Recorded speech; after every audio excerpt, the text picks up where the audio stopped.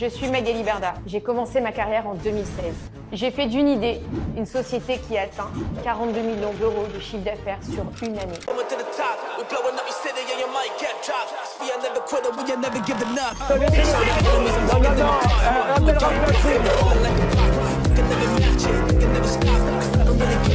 Vous fumez, monsieur? Le football, il a changé. Oui, peut-être. Ouais, c'est Laurent Delamousse, bienvenue aujourd'hui pour une nouvelle vidéo et j'espère que tout le monde va bien. Messieurs, dames, on se retrouve pour la petite vidéo actu du lundi. De quoi bien démarrer la semaine, en tout cas, je l'espère. Avant de partir pour cette nouvelle vidéo, c'est le moment de soutenir la chaîne et moi-même en mettant votre plus gros pouce bleu, votre meilleur commentaire. On n'oublie pas de s'abonner et d'activer la cloche pour pas rater les prochaines vidéos. On fait de même sur la chaîne principale, la chaîne Mousse. On me rejoint sur Instagram, sur TikTok, sur Twitch pour pas rater les lives du dimanche soir à 21h30. On va chercher à boire à manger en malaise. Et moi, je m'occupe du reste. On va commencer par un scandale, celui d'un restaurant à Bordeaux qui s'appelle Le Régent. Le patron a tenu des propos racistes envers certains de ses salariés. Il lui a dit qu'il avait de la chance, que les Noirs méritaient d'être à la cave. Lundi 6 octobre, en fin d'après-midi, le propriétaire du café Le Régent fait irruption alcoolisée dans sa brasserie. Une scène que Xavier n'est pas prêt d'oublier. Il a pris un de mes collègues blancs, pour le coup, en lui demandant ce qu'il pensait des Noirs et des Arabes. Mon collègue lui a répondu qu'il en pensait du bien, et mon patron lui a répondu que c'est pas comme ça qu'il faut penser. S'il veut monter dans l'entreprise, il faut qu'il pense comme lui, c'est-à-dire que les Noirs et les Arabes, c'est de la merde. Il a pris à l'opposé un de mes collègues sénégalais, il l'a pris à part, il lui a dit qu'il avait de la chance, que les Noirs méritaient d'être à la cave. Choqué, Xavier est en arrêt de travail depuis un mois, comme 4 de ses collègues. 22 salariés de la brasserie ont porté plainte contre leur patron pour dénoncer une série d'injures racistes, xénophobes, homophobes et sexistes. Quand je suis arrivé ici, j'avais l'impression qu'ils avaient été battus, plus que humiliés, battus. Vous imaginez, les mots étaient plus forts que les coups. Donc, il faut passer par la justice pour rétablir la dignité et l'équité. Alertée par les salariés, la mairie de Bordeaux a affiché et apporté son soutien aux victimes. En tout cas, la ville sera toujours soutenante, accompagne les salariés dans toutes leurs actions. Ils se sont mobilisés dimanche matin à marge du semi-marathon de Bordeaux. J'étais à leur côté pour représenter la mairie et afficher le soutien de l'équipe municipale. On les accompagnera dans toutes leurs démarches. De son côté, Daniel Marion, le propriétaire, n'a pas souhaité répondre à nos sollicitations. Par l'intermédiaire de son avocat, il affirme n'avoir aucun souvenir de l'après-midi du 6 octobre. Grosse force aux salariés, si vous êtes de Bordeaux, n'allez pas manger dans ce restaurant, ça paraît évident. On a un nouveau dérapage dans le même style de la part de Pierre-Jean Chalençon. Alors, au début, il y a doute. Voilà, il parle de Bamboula. Ça pourrait être un nom pour dire le bordel. C'est une bamboula. Je n'en peux plus de cette bamboula. Et bamboula, c'est une chanson, ça n'a rien de raciste. Bamboula, c'est une chanson que Carlos a chantée. La bamboula, c'est une danse festive africaine. Je n'en peux plus. Puis ensuite, il précise ses propos et là, on en est sûr, on est dans le dérapage le plus total. Les gens, toutes ces bonnes femmes avec des foulards, je n'en peux plus, je ne les supporte plus. C'est plus fort que moi. Si ça continue comme ça, je vais rentrer dedans le tas. C'est devenu... Quand je vois en Iran qu'il y a des dizaines de milliers de gamins, qu'il y a eu des centaines des milliers d'arrestations, des centaines de pendaisons de garçons et de jeunes femmes à cause de ce putain de foulard de merde. Mais c'est pas une question de mode, on n'est pas chez Jean-Louis Scherrer, on n'est pas chez Pierre Cardin, là. Il faut arrêter, il faut être comme en Italie avec Mélanie ou comme dans certains pays, il faut interdire ce putain de voile. Qu'est-ce qui vous dérange concrètement là-dedans? Tout. Je ne les supporte plus. Je ne les supporte plus. Je ne les supporte plus, je ne les supporte plus. Donc, je vous le dis, je le dis à la caméra, je le dis aux Français, mais vous allez vous la mettre encore combien de temps dans cette histoire? Vous croyez qu'on a fait la guerre de 1814? Vous avez croyé qu'on a fait la révolution de 1870? Vous avez croyé qu'on a fait la guerre de 14-18? La guerre de 39-45 pour en arriver là? C'est comme si demain j'ai ma voisine qui a envie de se mettre des porte-jartelles le soir et de s'envoyer en l'air. Elle fait ce qu'elle veut quand elle est chez elle. Mais dans le domaine public, c'est inacceptable. On est en République. Ça devient insupportable. Il faut dire les choses. Ça va, ça suffit. Vous voulez mettre des foulards? Allez dans ces pays-là. Allez en Algérie. Allez en Arabie Saoudite. Allez au Qatar. Mais ne venez pas dans les Pyrénées. Ne venez pas à Paris. Tu te calmes, Catherine Deneuve. Tu te calmes. Parlons maintenant de Pascal Praud qui a été épinglé pour quelques fake news. Et il s'avère que Pascal Praud, dans certains de ses éditos, reprend mot pour mot des tweets. Voilà, Pascal pas pro. C'est vraiment pas pro tout ça. France Inter, question politique, faut-il exterminer les riches? Oh bah non Pascal, c'est dommage ça. Faut pas lancer des fake news grossières comme ça à l'antenne. Faut-il exterminer les riches? Oh non, pas ça. Pas aujourd'hui, pas maintenant, pas après tout ce que tu as fait. Bon, ce que vous regardez là...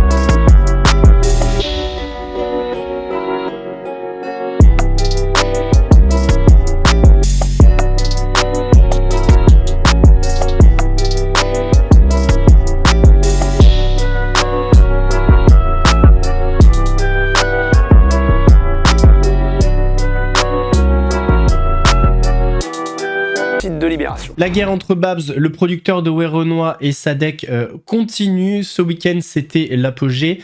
Babs avait répondu en disant que Sadek avait pris 200 000 € d'avance à Werenoi. Pas trop bon délire de répondre et faire des vidéos à tes conneries. Tu t'es dit et tu t'es empressé de raconter n'importe quoi.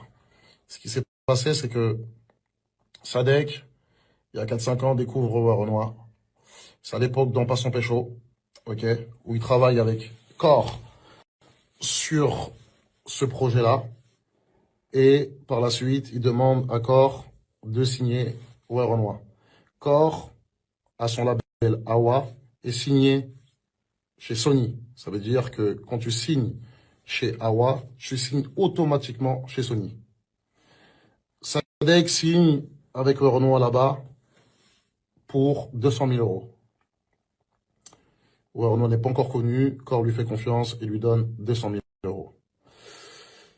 Quand on te donne une avance de 200 000 €, c'est pour travailler l'album, travailler les projets, faire des clips et rendre un projet terminé, que ce soit EP, mixtape, album. Sadek, à ce moment-là, est déjà or, est déjà platine, donc est supposé ne pas avoir besoin d'argent d'un petit jeune qui vient d'arriver pour pouvoir faire sa carrière. Sauf que ça va pas se passer comme ça, mon loulou. Voilà pourquoi Werenoi ne voulait pas travailler avec Sadek. Parce que Sadek a pris une avance de 200 000 € et Sadek les a mangés. Et Sadek, tu peux me dire combien d'argent sur les 200 000 € t'as donné à Werenoi? Tu parles beaucoup d'avance, tu parles beaucoup d'avance, de pourcentage ou quoi qu'est-ce. Mais toi, à ce moment-là, t'es disque d'or, t'es disque de platine, tu fais des showcases, tu tournes, et tu vas prendre un petit rappeur du 9-3 pour le faire signer et prendre son argent et aller voir Sony, donc Core, pour lui dire de te redonner des sous en guise de lui refaire des vidéos, montrer des vidéos de je ne sais pas qui. T'es complètement fou. Sadek a répliqué en faisant un live de presque 1 heure. Alors je vais pas vous mettre le live d'1 heure, je vais vous mettre la petite vidéo qui tease le live d'1 heure. Babidi, tu fais des erreurs. Tu fais beaucoup d'erreurs. Énormément d'erreurs. Déjà, c'est bien, c'est la première fois qu'on voit ta tête. C'est la première fois que tu parles en public, tu t'efforces de regarder la caméra, c'est bien. Le média training a bien marché. Mais il y a quelques heures, tu disais que je n'avais jamais participé à l'aventure de Renaud a paix à son âme, de près ou de loin. Maintenant, tu dis que j'ai volé 200 000 euros. Alors, c'est pas cohérent. Comment est-ce qu'on fait pour voler de l'argent quand on n'a pas participé à cette aventure musicale? Déjà, c'est le premier point. Babidi, aligne-toi. Hein, sinon, tu vas disparaître comme le Blackberry, mon Baberi. Et c'est pas bon. Ils vont venir toquer à ta porte. Tu dois beaucoup d'argent. Et c'est pas, ils sont pas gentils comme moi. Hein. C'est pas des bouffons du rap comme moi. Hein. Moi, je suis un petit bouffon du rap. Hein. Enfin, je fais plus de rap maintenant. Mais je reste un petit bouffon. Par contre, ceux qui t'en veulent, waouh, oulala. Eh, c'est les méchants, les vrais méchants. Hein. Mais bon, ce soir à 20h, je vais tout montrer. Je vais t'éteindre une fois pour toutes. Vends-le, vends tout ce que tu as à vendre. Et surtout, paye la maman. T'as vu Charles Aznavour, quand il est mort, paix à son âme, les ayants droit ont eu leur part.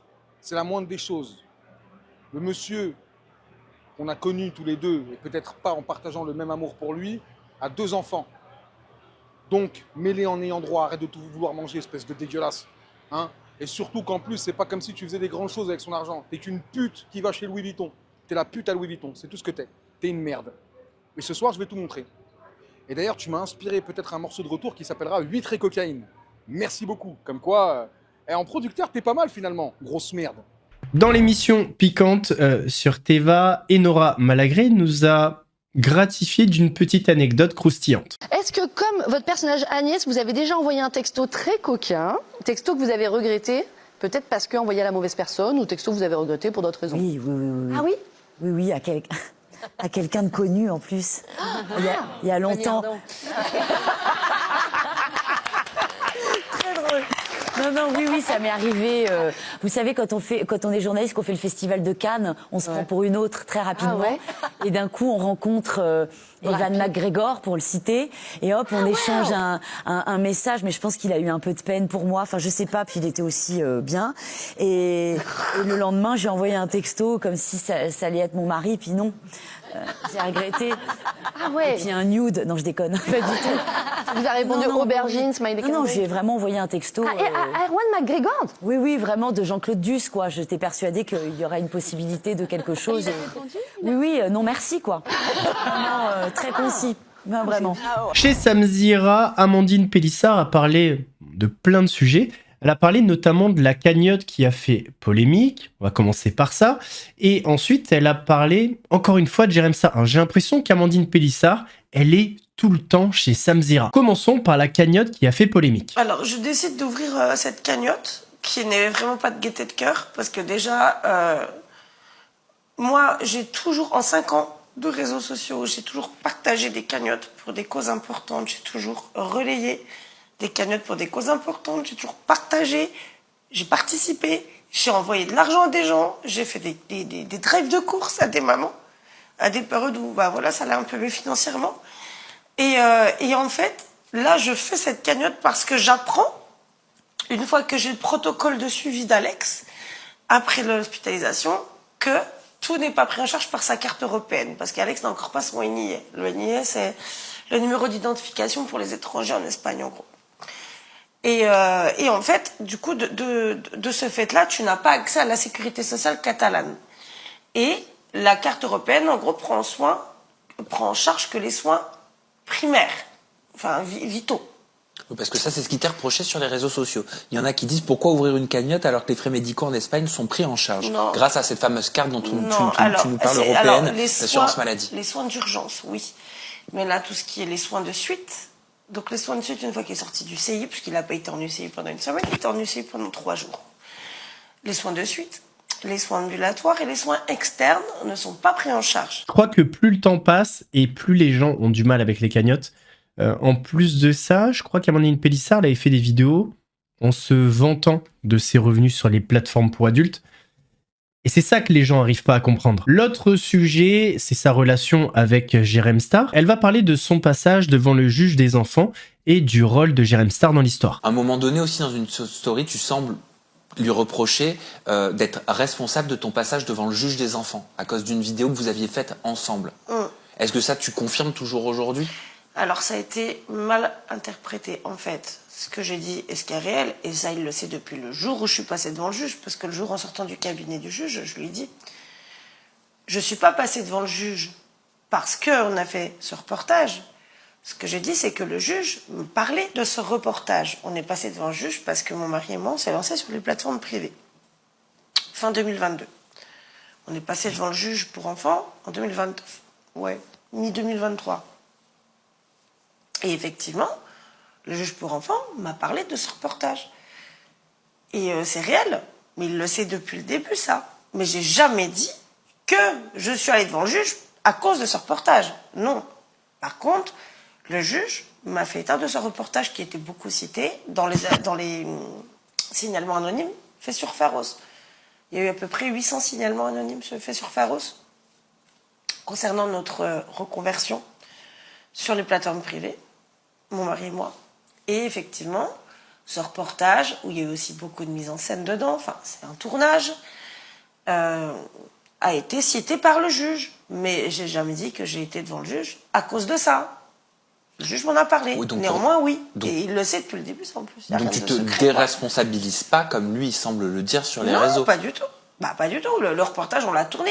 Même avec Alex, on avait pris la parole en live à l'époque. Parce qu'il y avait une fausse scène qui était faite comme si on faisait crac-crac devant lui. Mais on faisait rien du tout. On était habillés. Et nous, on avait même la vidéo originale, on était complètement habillés. Et il faisait genre que, tu sais, on faisait crac-crac, tu vois. Comme les joujoux qui étaient sous le canapé. Ouais, c'est pareil. Les joujoux, on ouvre les canapés, on voit bien qu'ils sont tous alignés, machin. Ils sont dans un sac, en haut d'un placard, à 2 mètres de haut, d'habitude, tu vois. Et on n'a jamais fait cette scène où on faisait crac-crac. C'était la mise en scène. Et juste ça, bah oui, je l'avais déjà précisé à ce moment-là, parce que quand ça nous est tombé dessus, on l'avait précisé avec Alex en live et en vidéo plusieurs fois. Mais par contre, faut pas faire l'amalgame entre dire que le juge nous a parlé de cette vidéo et dire qu'on s'est retrouvé à cause de cette vidéo devant le juge. C'est pas la même chose. Hier en live, on a regardé le reportage d'Off Investigation, la première partie sur Cyril Hanouna. Et dans le reportage, il y a une séquence quand même très marquante avec Bertrand Chameroy.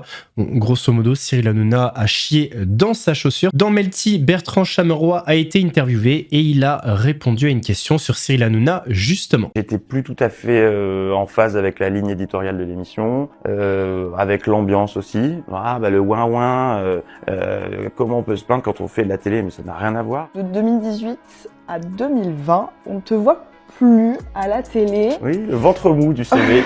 Ouais. Où étais-tu passé, Bertrand Chameroy? Je pourrais faire du storytelling et dire que je suis parti faire une retraite spirituelle dans un pays lointain, mais la vérité c'est que j'étais vraiment en pyjama chez moi à écrire des chroniques sexo pour un magazine hebdomadaire. Est-ce que tu trouves ça normal qu'il soit encore à l'antenne aujourd'hui ou pas? Véhiculer de fausses informations et dérouler le tapis rouge à l'extrême droite et ses copains tous les jours à longueur d'antenne, c'est pas du journalisme à mes yeux. On va terminer avec la meilleure amie de Cyril Hanouna, Magali Berda. Alors, premier point, Magali Berda sort une formation, c'est pas une vanne. Regardez. Je suis Magali Berda. J'ai commencé ma carrière en 2016.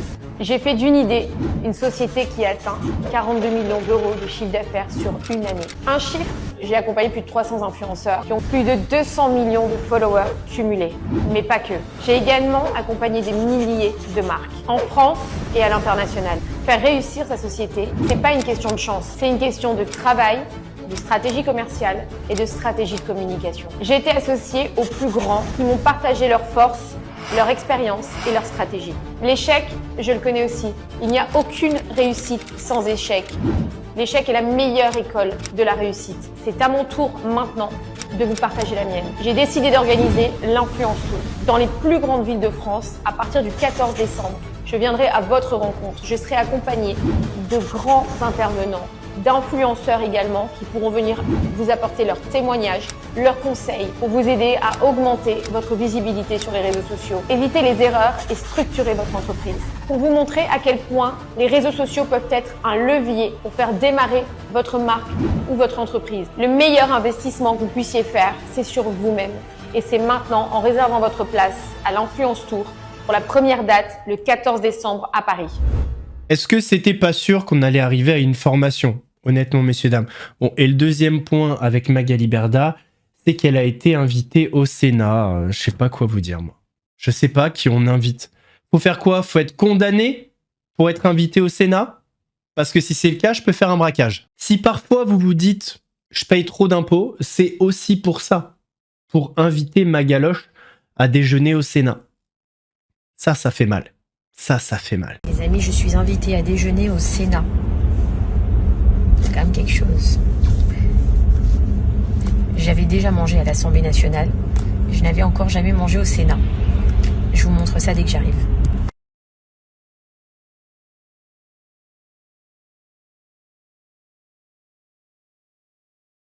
Les amis, là c'est le hall du Sénat. Regardez comme c'est beau. C'est incroyable. Les amis, là je vais dans l'hémicycle des sénateurs. Je vais faire un très gros discours.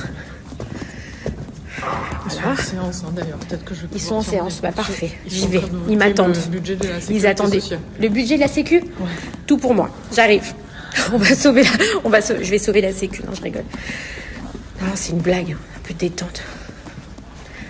Non, par contre, j'ai un rendez-vous très sérieux. Il faut savoir qu'au Sénat, il y a un magasin. Vous pouvez acheter des cadeaux ou des souvenirs. Beau petit. T'imagines, tu fais la. Bonjour. On va faire la cuisine avec le menu hémicycle, j'adore. Incroyable. Je vais m'acheter des chaussettes avec marqué Sénat dessus. C'est canon, hein, en vrai. Regardez-moi ça. Incroyable. Ça, c'est avant d'arriver à l'hémicycle, c'est ça? En fait, c'est un peu comme la salle des pas perdus à l'Assemblée nationale. Celle-là, c'est au Sénat. Regardez comme c'est beau. Oh, par contre, c'est très beau. Hein. C'est vraiment très beau. Les amis, je vous fais visiter le Sénat avec moi, là. Ça, c'est pour faire les petits plateaux télé. Moi, c'est porte. C'est vrai.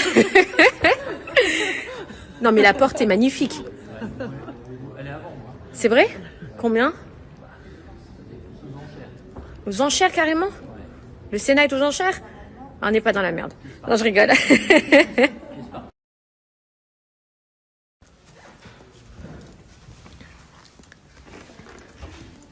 Regardez ça.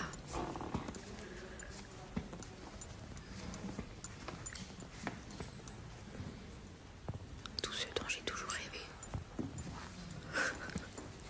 Voilà messieurs dames, on arrive à la fin de la fin de la vidéo m'a tendu mais d'une force. Bref, on arrive à la fin de cette vidéo. J'espère qu'elle vous a plu.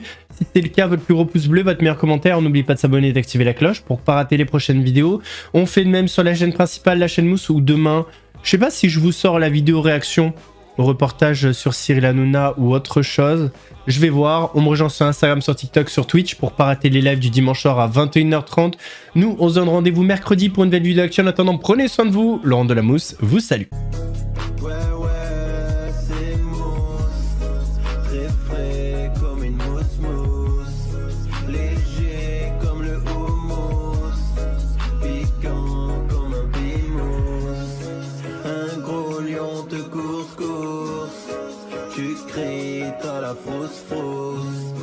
J'arrive à la rescousse. Regarde, ouais c'est